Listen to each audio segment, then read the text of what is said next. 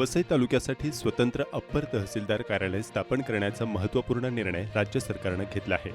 गुरुवारी शासन निर्णय जारी करत महसूल विभागाने या कार्यालयाच्या निर्मितीस मंजुरी दिली असून त्यामुळे स्थानिक प्रशासनिक कामकाजाला मोठी गती मिळणार आहे.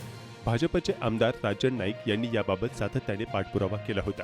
त्यांनी महसूल मंत्री चंद्रशेखर बावनकुळे यांच्याकडे वारंवार पाठपुरावा करत वसई तालुक्यात वाढत्या लोकसंख्येच्या पार्श्वभूमीवर स्वतंत्र अप्पर तहसीलदार कार्यालयाची गरज अधोरेखित केली होती. त्यांच्या या प्रयत्नांना अखेर यश आले आहे.